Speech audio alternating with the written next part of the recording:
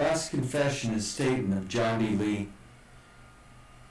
Chapter 18, written at his dictation and delivered to William W. Bishop, attorney for Lee, with a request that the same be published. As a duty to myself, my family, and mankind at large, I propose to give a full and true statement of all that I know and all that I did in that unfortunate affair, which has cursed my existence and made me a wanderer from place to place for the last 19 years, and which is known to the world as the Mountain Meadows Massacre. I have no vindictive feeling against anyone, no enemies to punish by the statement, and no friends to shield by keeping back or longer keeping secret any of the facts connected with the massacre. I believe that I must tell all that I know, and tell everything just as the same transpired. I shall tell the truth and permit the public to judge who is most to blame for the crime that I am accused of committing. I did not act alone. I had many to assist me at the Mountain Meadows. I believe that most of those who were connected with the massacre and took part in a lamentable transaction that was blackened the character of all who were aiders or abettors of the same, were acting under the impression that they were performing a religious duty. I know all were acting under the orders and by the command of their church leaders, and I firmly believe that most of those who took part in the proceedings considered it a religious duty to unquestioningly obey the orders which they had received, that they acted from a sense of duty to the Mormon Church.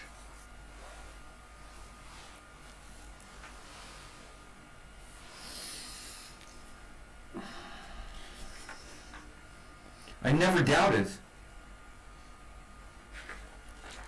believing that those with me acted from a sense of a religious duty on that occasion. I have faithfully kept the secret of their guilt, and remained silent and true to the oath of secrecy which we took on the bloody field for many long and bitter years. I have never betrayed those who acted with me and participated in the crime for which I am convicted.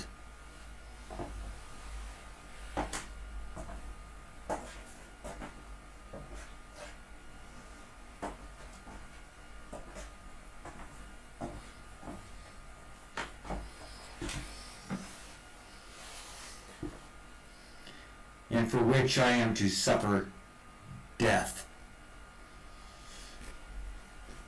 My attorneys, especially Wells Spicer and William W. Bishop, have long tried, but tried in vain, to induce me to tell all I knew of the massacre and the causes which led to it. I have heretofore refused to tell the tale. Until the last few days I intended to die, if I must die. If die I must, without giving one word to the public concerning those who joined willingly or unwillingly is the work of destruction at Mountain Meadows. To hesitate longer or to die in silence would be unjust and cowardly. I will not keep the secret any longer as my own, but will tell all I know. At the earnest requests of a few remaining friends, and by the advice of Mr. Bishop, my counsel, who has defended me thus far with all his ability, notwithstanding my want of money with which to pay even his expenses while attending to my case, I have concluded to write facts as I know them to exist. I cannot go before the judge of the quick and the dead without first revealing all that I know as to what was done, who ordered me to do what I did do, and the motives that led to the commission of that unnatural and bloody deed. The immediate orders for the killing of the immigrants came from those in authority at Cedar City. At the time of the massacre, I and those with me acted in virtue by positive orders from Isaac C. Haight and his associates at Cedar City. Before I started on my mission to the Mountain Meadows, I was told by Isaac C. Haight that his orders to me were the result of full consultation with Colonel William H. Dayton and all in authority. It is a new thing to me that the massacre was not decided on by the head men of the church, and it is a new thing for Mormons to condemn those who committed the deed, being forced to speak from memory alone. Without the aid of my memorandum books and not having time to correct the statements that I make, I will necessarily give many things out of their regular order. The superiority that I claim for my statement is this: all that I do say is true and nothing but the truth. I will begin my statement by saying I was born on the 6th day of September, A.D. 1812, in the town of Kaskaskia, Randolph County, State of Illinois. I am therefore in the 65th year of my age. I joined the Mormon Church at Far West, Missouri, about 39 years ago. To be with that church and people, I left my home on Luck Creek, Fayette County, Illinois, and went and joined the Mormons in Missouri before the troubles at Gallatin. Far West and other points between Missourians and Mormons, I shared the fate of my brother Mormons in being mistreated, arrested, robbed, and driven from Missouri in a destitute condition by a wild and fanatical mob. But all this I shall speak in my life, which I shall write for publication if I have time to do so. I took an active part with the leading men at Nauvoo in building up that city. I induced many saints to move to Nauvoo for the sake of their souls. I traveled and preached the Mormon doctrine in many states. I was an honored man in the church and stood higher with the priesthood until the last few years. Now I am cut off from the church for obeying the orders of my superiors, and doing so without asking questions, for doing as my religion and my religious teachers had taught me to do. I am now used by the Mormon Church as a scapegoat to carry the sins of that people. My life is to be taken, so that my death may stop further inquiry into the acts of the members who are still in good standing in the church. Will my death satisfy the nation for all the crimes committed by Mormons at the command of the priesthood, who have used and now have deserted me? Time will tell. I believe in a just God. I know the day will come when others must answer for their acts, as I have had to do. I first became acquainted with Brigham Young when I went to Far West, Missouri, to join the church in 1837. I got very intimately acquainted with all the great leaders of the church. I was adopted by Brigham Young as one of his sons, and for many years I confess I looked upon him as an inspired and holy man. While in Nauvoo, I took an active part in all that was done for the church or the city. I had charge of the building of the 70 Hall. I was 7th policeman. My duty as a policeman was to guard the residence and person of Joseph Smith, the prophet. After the death of Joseph and Hiram, I was ordered to perform the same duty for Brigham Young. When Joseph Smith was a candidate for the presidency of the United States, I went to Kentucky as the chairman of the Board of Elders, or head of the delegation, to secure the vote of that state for him. When I returned to Nauvoo again, I was general clerk and recorder for the quorum of the 70, and was also head or chief clerk for the church, and as such took an active part in organizing the priesthood in the order of 70 after the death of Joseph Smith. After the destruction of Nauvoo, when the Mormons were driven from the state of Illinois, I again shared the fate of my brethren and partook of the hardships and trials that befell them from that day up to the settlement of Salt Lake City in the then wilderness of the nation. I presented Brigham Young with 70 team of ox teams. I presented Brigham Young with 17 ox teams, fully equipped. We started with the people from winter quarters to cross the plains to the new resting place of the saints. He accepted them and said, "God bless you, John," but I never received a cent for them. I never wanted to pay for them, for in giving property to Brigham Young, I thought I was loaning it to the Lord. After reaching Salt Lake City, I stayed there but a short time. When I went to live at Cottonwood, where the mines were afterwards discovered by General Connor and his men during the late war.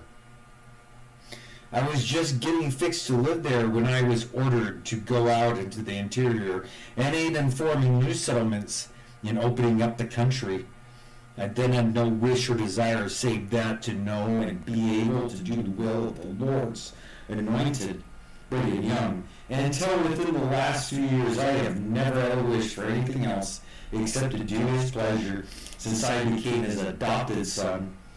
I believe it my duty to obey those in authority. I don't believe that Brigham Young spoke by direction of the God of heaven. I would have suffered death rather than have disobeyed a command of His. I had this feeling until He betrayed and deserted me. At the command of Brigham Young, I took 121 men, went in a southern direction through Salt Lake City, and laid out and built up Parowan. George A. Smith was the leader and chief man of authority in that settlement. I acted under him as historian and clerk of the Iron County Mission until January 1851. I went with Brigham Young and acted as committee man and located Provo, St. George, Fillmore, Parowan, and other towns, and managed the location of many of the settlements in southern Utah. In 1852, I moved to Harmony and built up that settlement.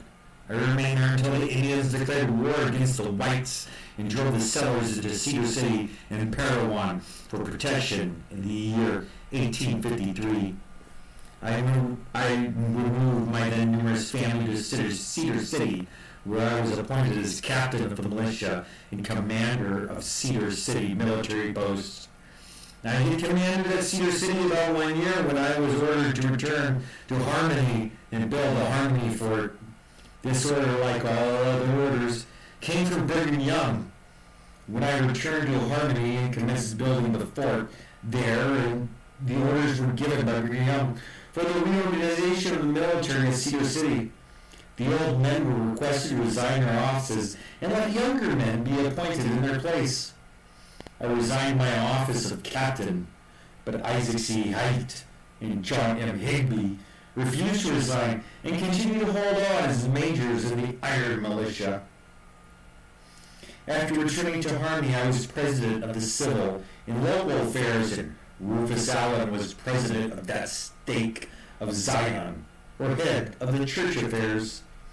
I soon resigned my position as president of civil affairs and became a private citizen and was in no office for some time. In fact, I never held a position after that, except the office of probate judge of the county, which office I held before and after the massacre, and a member of the territorial legislature, and delegate to the Constitutional Convention, which met and adopted the Constitution of the state of Deseret after the massacre. I will here state that Brigham Young honored me in many ways after the affair at Mountain Meadows was fully reported to him by me, as I will more fully state hereafter in the course of what I have to relate concerning that unfortunate transaction.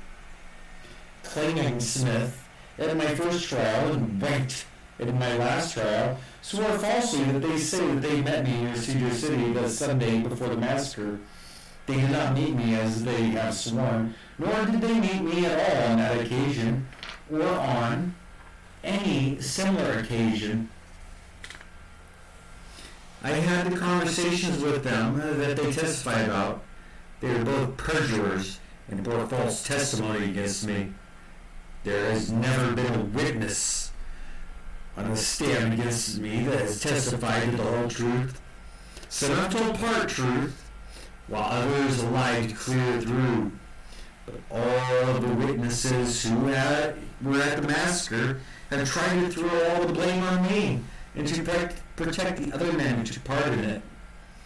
About the 7th of September, 1857, I went to Cedar City from my home at Harmony by order of President Haidt. I did not know what he wanted of me, but he had ordered me to visit him, and I obeyed. If I remember correctly, it was on Sunday evening that I went there.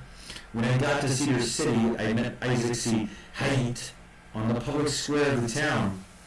Haidt was then president of that stake of Zion, and the highest man in the Mormon priesthood in that country. And next to William H. Dane in all of southern Utah, as lieutenant colonel, he was second to Dane in the command of the Iron Military District. The word in command of Isaac C. Haidt were the law in Cedar City at that time, and to disobey his orders was certain death, be they right or wrong. No saint was permitted to question them. Their duty was obedience or death. When I met Haidt, I asked him what he wanted with me. He said he wanted to have a long talk with me on private and particular business. We took some blankets and went over to the old ironworks and laid there that night so that we could talk in private and in safety. After we got to the ironworks, Haidt told me all about the train of immigrants. He said I then believed every word that he spoke, for I believed that it was an impossible thing for one so high in the priesthood as he was to be guilty of falsehood. That the immigrants were a rough and abusive set of men, that they had, while traveling through Utah, been very abusive to all the Mormons they met, that they had insulted, outraged, and ravished many of the Mormon women, that the abuses heaped upon the people by the immigrants during their trip from Provo to Cedar City had been constant and shameful, that they had burned fences and destroyed growing crops, that at many points on the road they had poisoned the water so that all people and stock that drank of the water became sick, and many had died from the effects of the poison. That these vile Gentiles publicly proclaimed that they had the very pistol with which the prophet Joseph Smith was murdered, and had threatened to kill Brigham Young and all the apostles. That when in Cedar City they would when in Cedar City said that they would have friends in Utah who would hang Brigham Young by the neck until he was dead before snow fell again in the territory.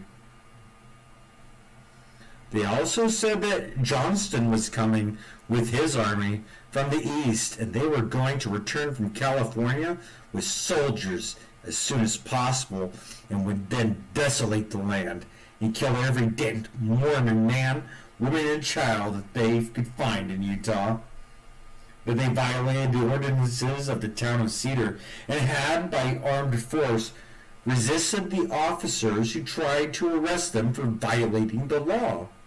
That after leaving Cedar City, the immigrants camped by the company or cooperative field just below Cedar City and burned a large portion of the fencing, leaving the crops open to the large herds of stock in the surrounding country. Also that they had given poisoned meat to the Corn Creek tribe of Indians, which had killed several of them, and their chief, Konosh, was on the trail of the immigrants and would soon attack them. All these things and much more of a like kind, Haidt told me as we lay in the dark at the old ironworks. I believed all it was that he said, and, thinking that he had full right to do all that he wanted to do, I was easily induced to follow his instructions. Haidt said that unless something was done to prevent it, the immigrants would carry out their threats and rob every one of the outlying settlements in the south, and that the whole Mormon people were liable to be butchered by the troops that the immigrants would bring back with them from California. I was then told that the council had held a meeting that day to consider the matter and that it was decided by the authorities to arm the Indians, give them provisions and ammunition, and send them after the immigrants and have the Indians give them a brush. And if they killed part or all of them, so much the better.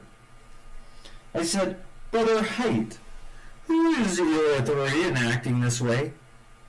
He replied, it is the will of all authority. The immigrants have no pass from anyone to go through the country, and they are liable to be killed as common enemies, for the country is at war now. No man has a right to go through this country without a written pass. We lay there and talked much of the night, and during that time, Haight gave me very full instructions what to do and how to proceed in the whole affair. He said he had consulted with Colonel Dame, and everyone agreed to let the Indians use up the whole train if they could. Haight then said,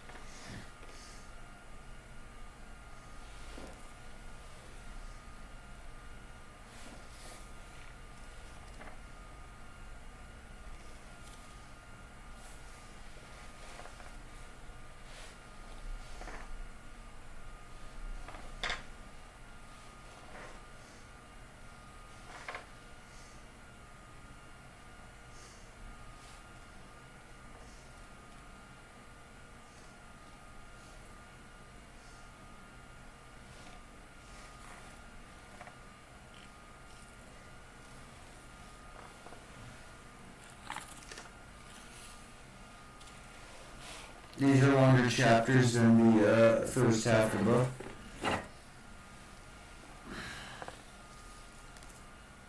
So I'll continue on.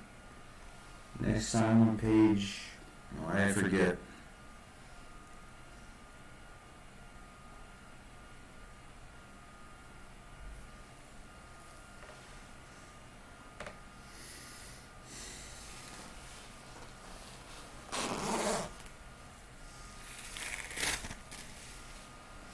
That's from Mormonism Unveiled, or the Life and Confessions of John D. Lee, late Mormon Bishop, printed, copyright 1877, in public domain.